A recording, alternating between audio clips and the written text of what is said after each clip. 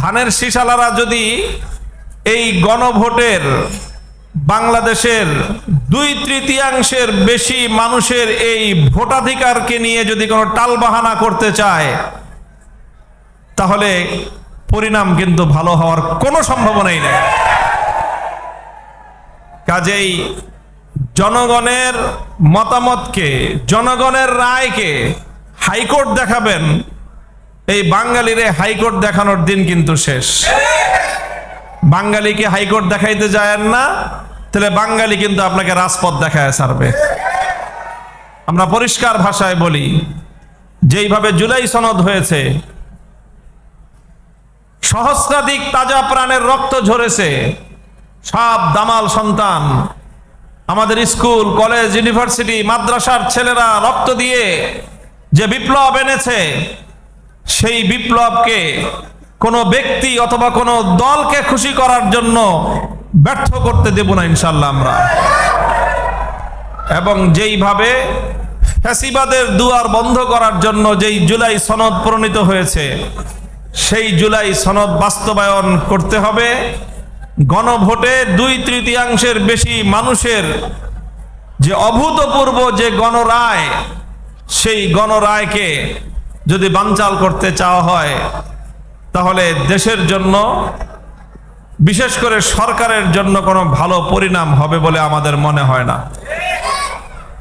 তো আমরা আশা করব, যেভাবে নির্বাচনের আগে বর্তমান প্রধানমন্ত্রী জনাব তারেক রহমান সাহেব জাতিকে হ্যাঁ ভোট দেওয়ার জন্য তিনি আহ্বান জানিয়েছিলেন,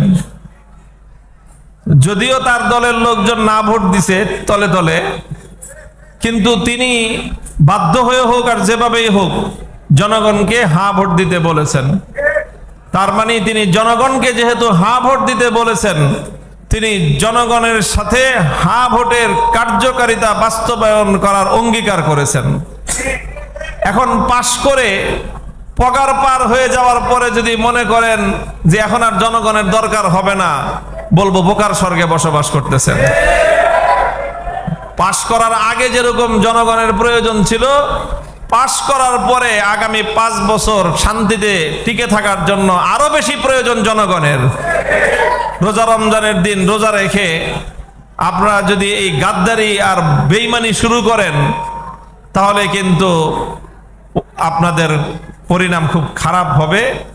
আমরা সৎ পরামর্শ দিচ্ছি, ভালো পরামর্শ দিচ্ছি, ভালোয় ভালোয় জনগণের ইচ্ছা এবং তাদের আশা বাস্তবায়ন করেন ইনশাআল্লাহ। জুলাই বিপ্লব বাংলাদেশে ইসলামের অনুকূল একটা বিপ্লব।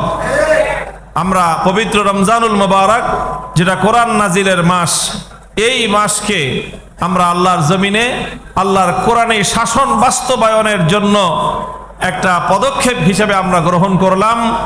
আমি মোহাম্মদপুরের এলাকার মানুষদেরকে ধন্যবাদ জানাই।